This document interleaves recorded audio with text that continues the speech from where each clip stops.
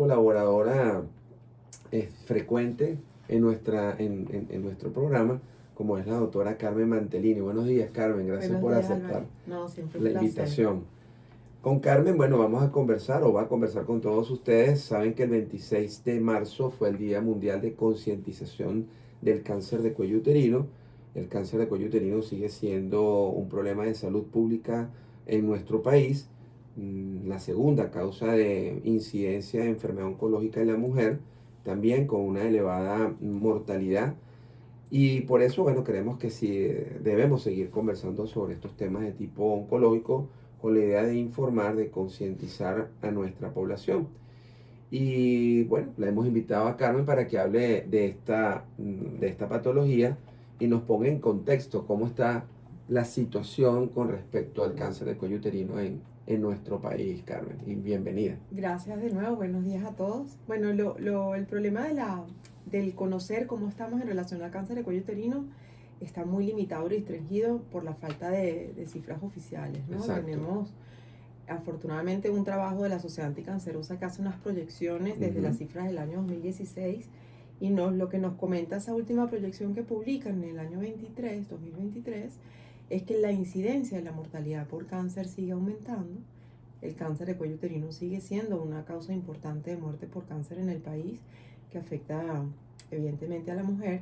Y lo que sí tenemos, fíjate que interesante, en el congreso pasado de radioterapia, GURBE, para hablar del centro donde trabajo con el Instituto Médico La Floresta, presenta un trabajo de braquiterapia, que ellos saben que aplican braquiterapia en estadios localmente avanzados, y se mantiene eso que proyecta la Sociedad Anticancerosa. Entonces nos sirve como también para confirmar que esa proyección es cierta, ¿no? Y ellos, en este estudio de más de 400 mujeres a las que se le aplicó braquiterapia, tuvieron una altísima incidencia, o sea, más del 50% de sus casos estaban agrupados en el grupo de los 35 y 35-45. Estamos hablando de mujeres muy jóvenes. Exacto. Ellos tenían casos antes de los 25, incluso casos de mujeres de 80 años, pero para entender el impacto de esta enfermedad es que estamos hablando de mujeres de 25 a 45 años, Álvaro. Es definitivamente una enfermedad que se presenta en mujeres jóvenes y lo que eso implica, ¿no? Claro. Sobre todo desde el punto de vista de que en nuestro país, pues la mamá de las mujeres sigue siendo pilar fundamental del grupo familiar. Correcto. Bueno, vemos entonces que es una situación realmente importante, sobre todo por la situación también de vulnerabilidad con el que viven nuestras mujeres en nuestro país. Y entrando en el tema del cáncer de cuello uterino, siempre hay como que la preocupación de, bueno, cuello uterino. Siempre me imagino que en tu consulta o lo que te comentan los pacientes, es un cáncer del útero, del ovario. ¿Qué es el cuello uterino para que nuestra audiencia lo entienda? Es esa porción del útero que podemos acceder a través del espéculo, ¿no? Es la porción que está en contacto durante la relación sexual con el órgano del hombre, digamos, y sería como el techo de la vagina. Entonces, esa porción más externa, la que podemos explorar a través del examen ginecológico, y que entonces está en contacto con todas estas secreciones vaginales, con todas las secreciones que vienen del varón, con todos, incluso en las pacientes que no tienen relaciones con hombres también. Es una porción del tracto genital o de los genitales de la mujer que está en contacto con el exterior. Claro. De ahí su vulnerabilidad o su sensibilidad para sufrir de infecciones, de inflamaciones crónicas y en este caso de cáncer. Claro, es una estructura que está, como lo dice la doctora Mantellini, expuesta prácticamente al medio ambiente, ¿no? A agentes externos que hacen que podamos tener estos procesos. El otro día estaba escuchando, no recuerdo, creo que fue el doctor Travaglio, que estaba hablando del proceso de la importancia de la inflamación que ocurre en nuestro organismo por cualquier razón, y a nivel del cuello uterino, pues también el proceso inflamatorio, producto a lo mejor de infecciones, hacen que tengamos todos estos cambios, ¿no? en la célula del cuello uterino. Y por eso han habido una cantidad de avances en entender esto de la inflamación, porque como el cuello está expuesto al exterior, como venimos entendiendo, pues él tiene diseñado un proceso de reparación, ¿verdad? Y en esa zona de reparación es donde al BPH le encanta quedarse, porque encuentra toda esa maquinaria para mantenerse activo, para replicarse, ¿no? Y es lo que llamamos en medicina la zona de transformación, o es esa zona de cuello que se transforma desde ese tejido interno protegido del ambiente a ese tejido externo más engrosado, más preparado para recibir golpes, para protegerse. Y es en esa zona de transformación rica en esta maquinaria de replicación celular, donde el virus encuentra su nicho perfecto para mantenerse, para replicarse, y por eso es el impacto que tiene el VPH, que es este virus como causa necesaria pero no suficiente para producir cáncer, donde encuentra entonces por eso el impacto mayor en la mujer que en el hombre, cuando hablamos de enfermedades relacionadas a VPH. Al VPH. Bueno, estamos conversando con la doctora Carmen Mantelini, ginecobstetra del Instituto Médico La Floresta aquí en la ciudad de Caracas, a propósito del tema de cáncer de cuello uterino. Y bueno, ya introdujo el tema del virus del papiloma humano. Claro. Ha habido cambios de paradigma importantes siempre se supo que el virus podía tener alguna asociación como tal en la aparición del cáncer, pero eso que llegó para quedarse. Ya sabemos que hay una relación muy estrecha entre el virus del papiloma humano y lo que sería cáncer de cuello uterino. Pudiéramos considerar una enfermedad infectocontagiosa que está de alguna manera relacionada con esta enfermedad, ¿no? Ciertamente la causalidad se demostró, la relación entre VPH y cáncer de cuello uterino, lo que es muy importante, lo que mencioné antes, es un factor necesario, pero no es suficiente. Correcto. Y entonces se identifican también esos cofactores que van a aumentar ese riesgo en una mujer no vacunada, porque cuando hablamos de estos cofactores se determinaron incluso antes de la implementación de la vacunación, es de que factores que van a favorecer eso que comentaste tú antes, Álvaro, que es la inflamación crónica. Y yo se lo explico a mis pacientes como cuando yo trato de escuchar algo y estoy rodeada de mucho ruido, me cuesta muchísimo más escuchar, ¿no? A cuando estoy en una cabina como esta, aislada del ruido externo, donde puedo entonces entenderte mejor. Y cuando hablamos de inflamación crónica, una mujer que tiene infecciones a repetición o que tiene su microambiente, que ahora entendemos muchísimo más lo que es la microbiota y el microbioma vaginal, cuando ese microambiente está alterado, está inflamado de manera crónica, mi sistema de defensa entonces va a estar minimizado para poderse enfrentar contra esta infección. Y en relación a VPH además, sabemos que los VPH, si hablamos de VPH como una gran familia de virus, no todos tienen esta capacidad de producir cáncer. Hay VPH que infectan la piel, el famoso cadillo, que son los VPH cutáneos, pero está el VPH mucosal, que es este VPH que le va a gustar no solo el cuello uterino, le va a gustar el tracto genital, le va a gustar la cavidad oral, le va a gustar el ano. Entonces, estos VPH mucosales son los que están relacionados con cáncer. Y además, fíjate qué interesante, bueno, yo que soy una apasionada de estas infecciones, es que tenemos el sistema inmunológico también, hablamos de un sistema, una respuesta inmunológica sistémica y una respuesta inmunológica de la mucosa, que es muy diferente. Y en el caso de VPH, la respuesta de la mucosa la necesitamos porque la infección natural por VPH poco dispara el sistema sistémico. O sea, la infección natural por VPH no va a generar esa respuesta de anticuerpos que esperamos, que lo neutraliza, que lo contiene, sino que es una respuesta tardía y de la mucosa celular.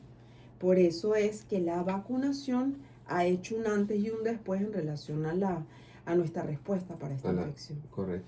Bueno, fíjate que aquí estaba llegando una pregunta. Les recuerdo que tenemos un WhatsApp, el 0412-272-9529, a través del cual pueden hacerle las preguntas a la doctora Mantelini. Y bueno, había una pregunta relacionada dentro de esos factores etiológicos de riesgo del sistema inmunitario debilitado, ¿no? Si hay alguna asociación o no con la aparición. Fíjate, en los pacientes que tienen infecciones concurrentes con el virus de inmunodeficiencia humana o VIH, su posibilidad y su riesgo de progresión a cáncer en el caso de una infección por un virus de alto riesgo se baja a la mitad. O sea, si una paciente con los cofactores necesarios para hacer cáncer de cuello uterino puede tardar 10 años, con una infección activa por HIV en 5 años puede ya tener una lesión maligna. Entonces, fíjate la importancia del impacto que va a hacer este virus de inmunodeficiencia humana en su respuesta natural al VPH. Exacto. Bueno, aclaraste el tema de que pues, bueno, hay una relación muy estrecha contra el virus del papiloma humano, pero que no todos los virus o BPH van a tener una Correcto. relación oncogénica, ¿no? Correcto. Porque a veces, ¿cuál es la prevalencia del BPH en la mujer venezolana? ¿Se conoce? No, pero se estima Ajá. que 8 de cada 10 personas van a estar en contacto con el BPH a lo largo de su vida. Ok. Entonces, no hace falta tener muchas parejas sexuales. Una pareja sexual es suficiente para estar en contacto con el virus. De ahí que se invita siempre a iniciar la vacunación en los niños mucho antes de iniciar su relación sexual. ¿Por qué?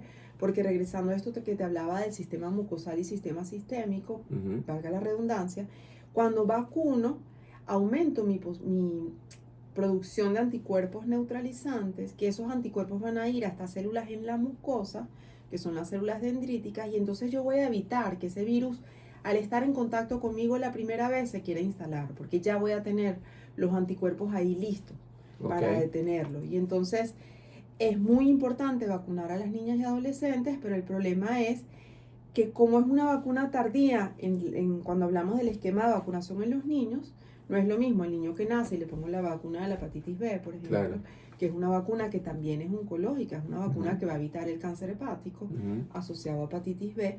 Yo tengo que esperar que esa niña o ese niño vaya al colegio para poderlo vacunar. Y entonces cuando hablamos de políticas de salud, que en el país no está en el plan nacional, pero yo necesito que ese niño se escolarice, porque es generalmente donde se realiza la vacunación. Entonces fíjate lo complejo que se va haciendo a nivel de políticas de salud. ¿Por qué? Porque hablamos de países con una deserción escolar muy importante, donde el niño no culmina el bachillerato. Y entonces, de ahí que se considera y se identifica que esto es de las grandes fallas que tiene la vacunación contra VPH. Claro. Entonces, hablamos definitivamente que vacunar contra el VPH previene el cáncer de cuello uterino. Definitivamente sí, los estudios así lo demuestran desde hace muchísimo tiempo. La vacuna de VPH existe más o menos en el año 2004, que se instala en el primer mundo.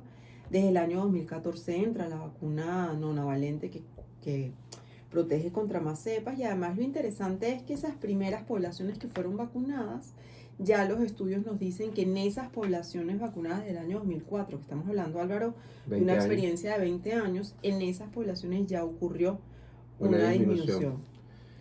Pero mientras, por ejemplo, no tenemos la opción de vacunarnos, o no hay el acceso, o el costo de la vacuna no nos lo permite, ¿qué podemos hacer para evitar el contagio del VPH?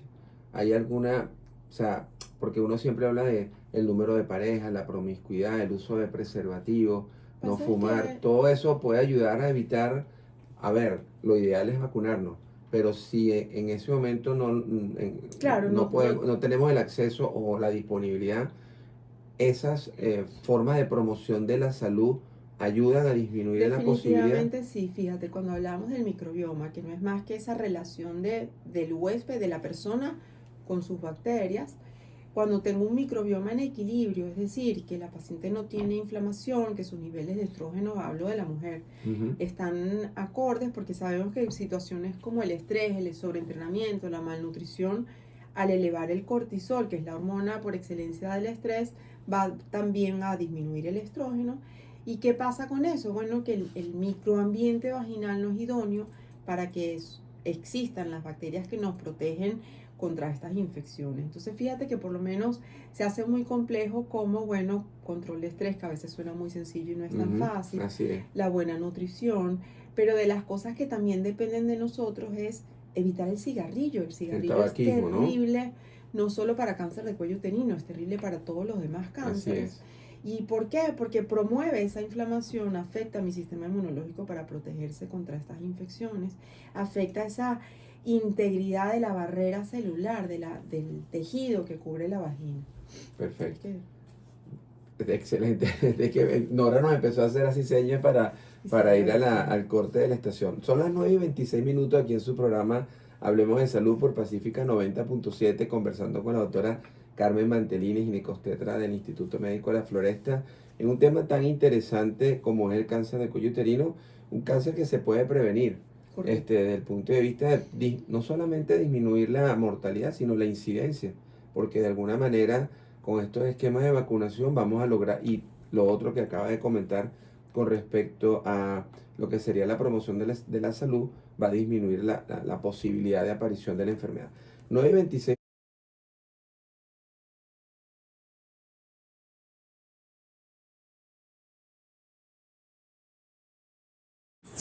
natural por VPH poco dispara el sistema sistémico.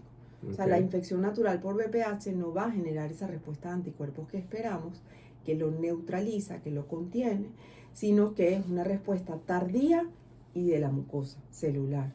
Por eso es que la vacunación ha hecho un antes y un después en relación a nuestra respuesta para esta infección. Correcto. Bueno, fíjate que aquí estaba llegando una pregunta. Les recuerdo que tenemos un WhatsApp, el 0412-272-9529, a través del cual pueden hacerle las preguntas a la doctora Mantellini. Y bueno, había una pregunta relacionada dentro de esos factores etiológicos de riesgo del sistema inmunitario debilitado, ¿no? Si hay alguna asociación o no con la aparición. Fíjate, en los pacientes que tienen infecciones concurrentes con el virus de inmunodeficiencia humana o VIH, su posibilidad y su riesgo de progresión a cáncer en el caso de una infección por un virus de alto riesgo se baja a la mitad. O sea, si una paciente con los cofactores necesarios para hacer cáncer de cuello uterino puede tardar 10 años, con una infección activa por HIV en 5 años puede ya tener una lesión maligna. Entonces, fíjate la importancia del impacto que va a hacer este virus de inmunodeficiencia humana en su respuesta natural al VPH. Exacto. Bueno, aclaraste el tema de que pues, bueno, hay una relación muy estrecha contra el virus del papiloma humano, pero que no todos los virus o VPH van a tener una relación oncogénica, ¿no? Correcto. Porque a veces, ¿cuál es la prevalencia del VPH en la mujer venezolana? ¿Se conoce? No, pero se estima que 8 de cada 10 personas van a estar en contacto con el VPH a lo largo de su vida. Okay. Entonces, no hace falta tener muchas parejas sexuales. Una pareja sexual es suficiente para estar en contacto con el virus. De ahí que se invita siempre a iniciar la vacunación en los niños mucho antes de iniciar su relación sexual. ¿Por qué? Porque regresando a esto que te hablaba del sistema mucosal y sistema sistémico, valga la redundancia, cuando vacuno, aumento mi producción de anticuerpos neutralizantes, que esos anticuerpos van a ir hasta células en la mucosa, que son las células dendríticas, y entonces yo voy a evitar que ese virus, al estar en contacto conmigo la primera vez, se quiera instalar, porque ya voy a tener los anticuerpos ahí listos para detenerlo. Y entonces es muy importante vacunar a las niñas y adolescentes, pero el problema es que como es una vacuna tardía, cuando hablamos del esquema de vacunación en los niños, no es lo mismo el niño que nace y le pongo la vacuna de la hepatitis B, por ejemplo, que es una vacuna que también es oncológica, es una vacuna que va a evitar el cáncer hepático asociado a hepatitis B. Yo tengo que esperar que esa niña o ese niño vaya al colegio para poderlo vacunar. Y entonces cuando hablamos de políticas de salud, que en el país no está en el plan nacional, pero yo necesito que ese niño se escolarice, porque es generalmente donde se realiza la vacunación. Entonces fíjate lo complejo que se va haciendo a nivel de políticas de salud. ¿Por qué? Porque hablamos de países con una deserción escolar muy importante, donde el niño no culmina el bachillerato. Y entonces, de ahí que se considera y se identifica que esto es de las grandes fallas que tiene la vacunación contra VPH. Claro. Entonces, hablamos definitivamente que vacunar contra el VPH previene el cáncer de cuello uterino. Definitivamente sí, los estudios así lo demuestran desde hace muchísimo tiempo. La vacuna de VPH existe más o menos el año 2004, que se instala en el primer mundo. Desde el año 2014 entra la vacuna nonavalente que protege contra más cepas, y además lo interesante es que esas primeras poblaciones que fueron vacunadas, ya los estudios nos dicen que en esas poblaciones vacunadas del año 2004, que estamos hablando, Álvaro, de una experiencia de 20 años, en esas poblaciones ya ocurrió una disminución. Pero mientras, por ejemplo, no tenemos la opción de vacunarnos, o no hay el acceso, o el costo de la vacuna no nos lo permite, ¿qué podemos hacer para evitar el contagio del VPH?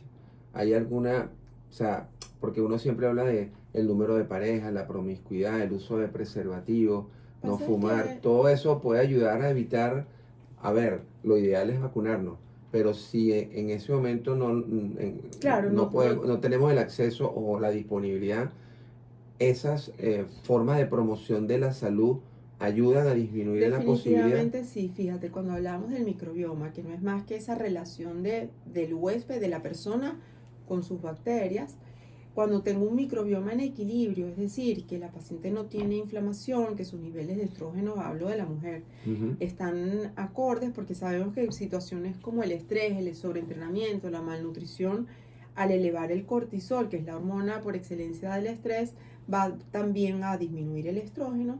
¿Y qué pasa con eso? Bueno, que el microambiente vaginal no es idóneo para que existan las bacterias que nos protegen contra estas infecciones. Entonces fíjate que por lo menos se hace muy complejo como, bueno, control de estrés, que a veces suena muy sencillo y no es tan fácil, así es. la buena nutrición, pero de las cosas que también dependen de nosotros es evitar el cigarrillo. El cigarrillo es terrible, ¿no? Solo para cáncer de cuello uterino, es terrible para todos los demás cánceres. ¿Y por qué? Porque promueve esa inflamación, afecta a mi sistema inmunológico para protegerse contra estas infecciones, afecta esa integridad de la barrera celular, del tejido que cubre la vagina. Perfecto. Excelente. Desde que Nora nos empezó a hacer así señas para ir al corte de la estación. Son las 9:26 aquí en su programa Hablemos de Salud por Pacífica 90.7, conversando con la doctora Carmen Mantelini, ginecostetra del Instituto Médico de la Floresta, en un tema tan interesante como es el cáncer de cuello uterino, un cáncer que se puede prevenir.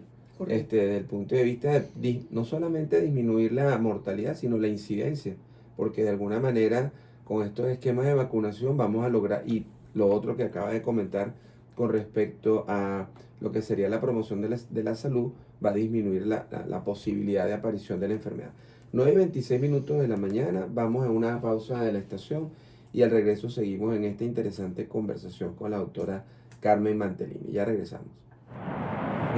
Algún factor infeccioso que puede producir inflamación en el cuello, sino todas estas, claro, la pregunta sería, y ya por aquí ya me preguntan, si tengo una vaginosis o si tengo una inflamación severa, o si tengo una clamidia, ¿eso aumenta el riesgo de cáncer de cuello uterino? Sí, porque aumenta la inflamación crónica, afecta la inmunidad celular mucosal local, va a afectar mi respuesta entonces ante la infección por VPH.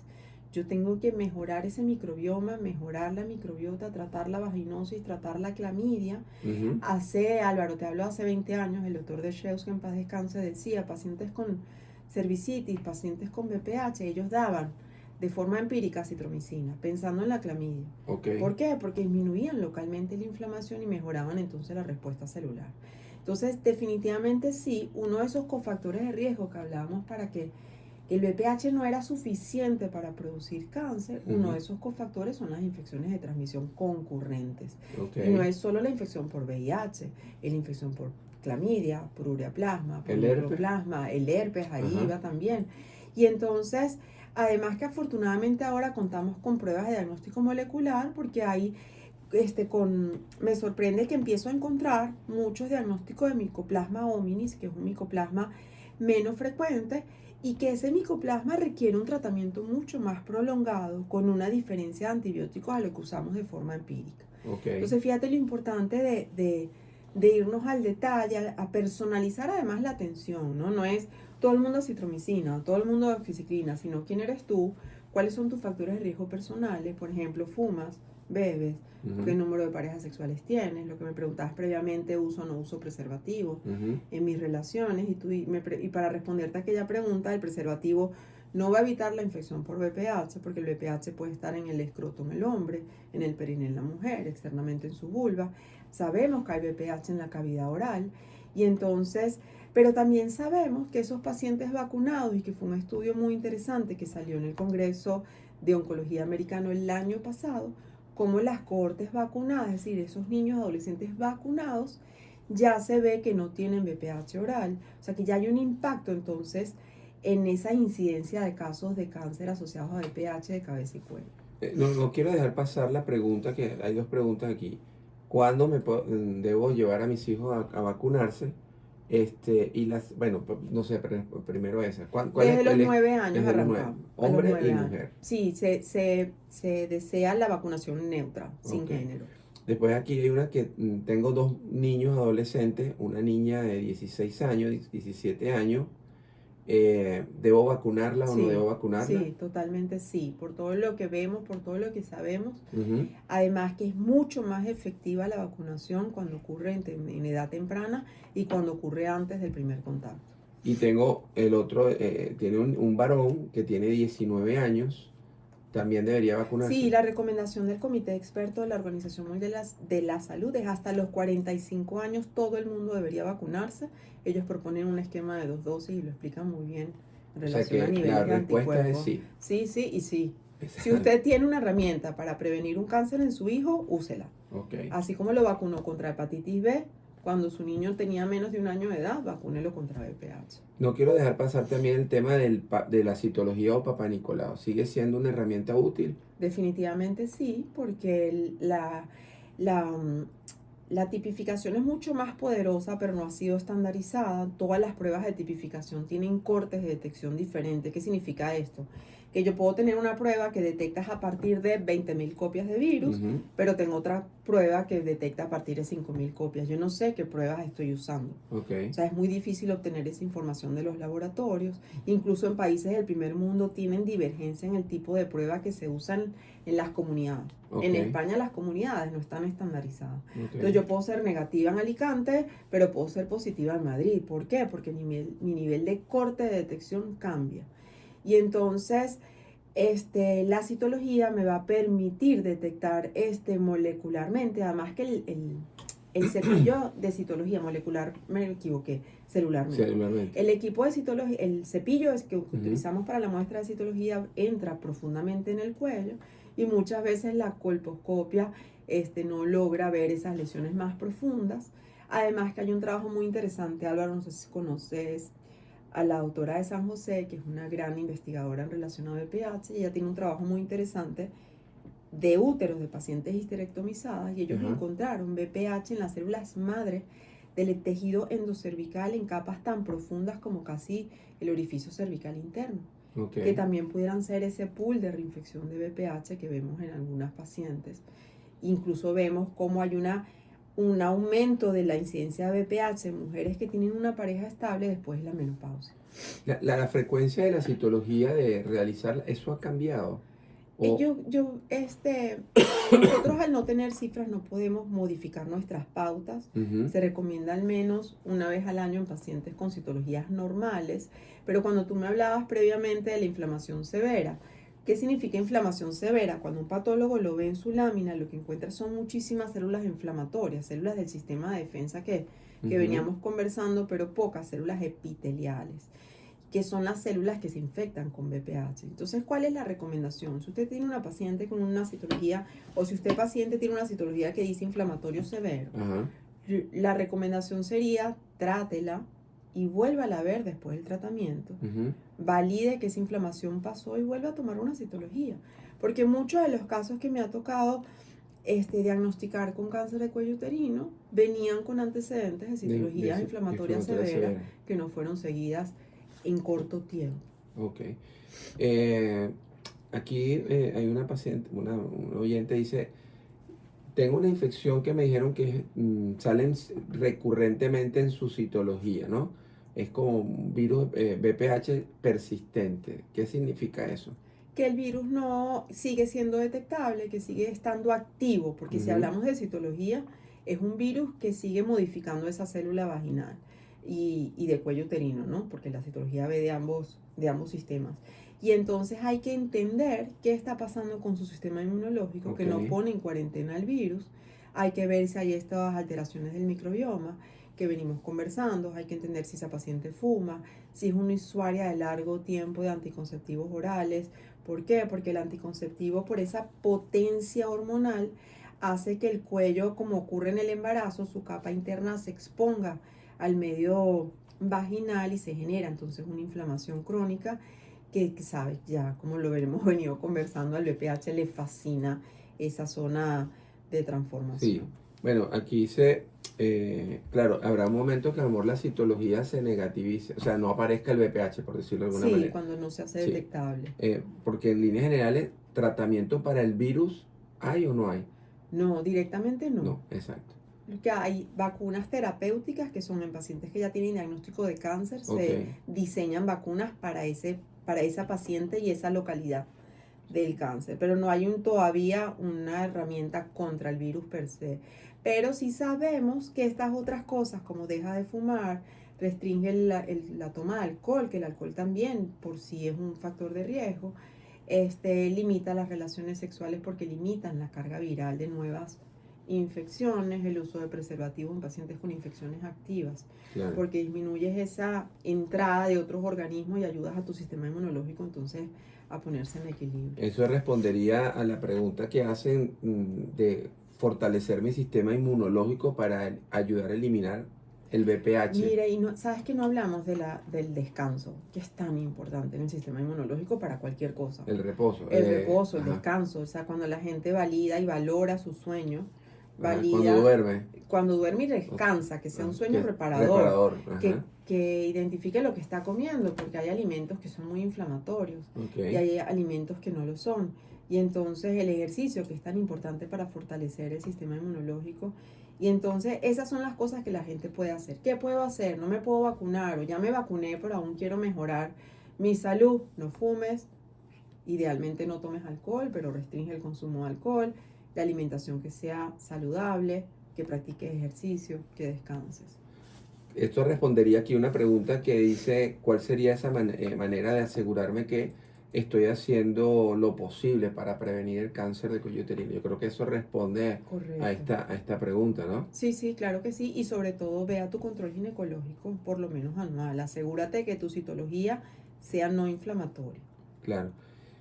Bueno, yo creo que la idea de diagnosticar un cáncer de cuello uterino, si la paciente lo presenta en algún momento de su vida, es cuando no tiene síntomas. La idea es eso, ¿no? Correcto, así es, que lo detectemos a tiempo. Exacto. Pero bueno, hay que hablar de síntomas que siempre uno como que es recurrente el tema, que es lo que uno no quiere, ¿no? Que la paciente consulte con síntomas. Pero ¿cuáles son esos síntomas con los cuales debe estar muy pendiente de cualquiera mujer que pensamos que pueda tener un diagnóstico de enfermedad de cuello uterino, ¿no? El sangrado con las relaciones es como ese síntoma que de alarma, que no lo dejes pasar. No es normal que sangres cuando tengas relaciones, y eso es algo que te tiene que llevar a la consulta lo antes posible. ¿Alguna novedad con respecto a lo que sería el tratamiento del cáncer de cuello uterino que creas que tiene un impacto?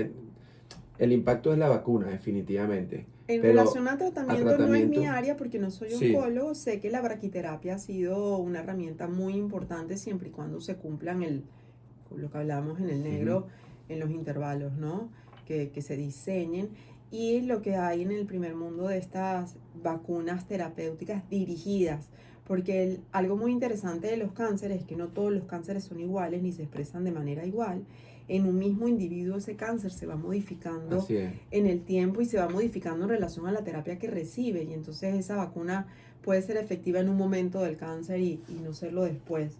Entonces yo creo que ahí está la novedad, en esa rapidez con que se diseña la vacuna dirigida y cómo se hace el seguimiento, ¿no?, de la terapia.